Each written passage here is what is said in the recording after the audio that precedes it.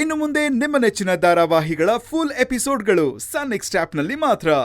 ಅವ್ರನ್ನ ಯಾಕೆ ಇಂಪ್ರೆಸ್ ಮಾಡಬೇಕು? ಮನೇಲಿ ಒಬ್ಬೊಬ್ರು ಮನಸ್ಸು ಒಂದೊಂಥರ. ನೀನು ನಮ್ಮ ಮತ್ಕೇನು ಫಾಲೋ ಮಾಡಿದ್ರೆ ಸಾಕು. ಸರಿ. ಎಷ್ಟೊಳ್ಳೆ ಹೆಂಡ್ತಿ ನೀನು.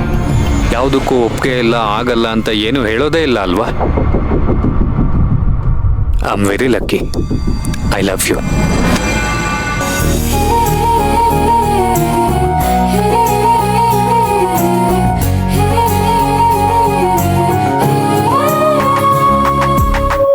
ಸರಿ, ನನಗೆ ಸ್ವಲ್ಪ ಕೆಲಸ ಇದೆ, ನಾನು ಹೋಗಿ ಬರ್ತೀನಿ.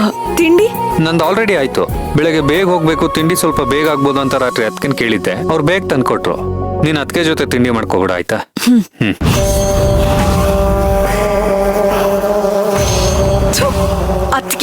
ಅದಕ್ಕೆ ಹೊಸದಾಗಿ ಮದ್ವೆ ಆಗಿದೀವಿ.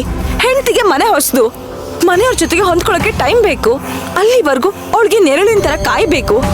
ಊಟ ತಿಂಡಿನ ಜೊತೆಗಿದ್ದು ವಿಚಾರಿಸ್ಬೇಕು. ಒಟ್ಟಿಗೆ ತಿನ್ಬೇಕು ಅನ್ನೋದು ಗೊತ್ತಾಗದ್ ಬೇಡ್ವಾ?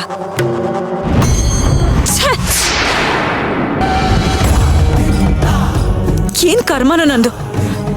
ಆದ್ರೆ ಇದ್ರಲ್ಲಿ ಕರ್ಣನ್ ದಡ್ತನದ್ಕಿಂತ ಸೇವಂತಿ ದುಷ್ಟತನನೇ ಇರೋದು. ಅವಳಿಗಾದ್ರೂ ಗೊತ್ತಾಗದ್ ಬೇಡ್ವಾ? ಈಗ ಕರ್ಣಂಗ್ ಮದ್ವೆ ಆಗಿದೆ, ಅವ್ನ್ ಹೆಂಡತಿ ಬಂದು ಬಡಿಸ್ಲಿ ಅಂತ. ಅಟ್ಲೀಸ್ಟ್ ನಮ್ಮಿಬ್ಬರನ್ನ ಒಟ್ಟಿಗೆ ಕೂಡ್ಸಿ ತಿಂಡಿ ಬಡ್ಸದಲ್ವಾ? ಅವಳು ಯಾಕೆ ಬಡಿಸ್ತಾಳೆ? ಅವಳು ನನ್ನ ಹೊಟ್ಟೆ ಉರ್ಸಕ್ಕೆ ಈ ಮನೇಲಿ ಇದ್ದಾಳೆ. ಮೊದ್ಲು ಅವಳನ್ನ ಈ ಮನೆಯಿಂದ ಹೊರಗಡೆ ಹಾಕ್ಬೇಕು. ಸಾಧ್ಯ ಆದ್ರೆ ಜಗತ್ತಿಂದಾನೇ ಹೊರಗಡೆ ಹಾಕ್ಬೇಕು.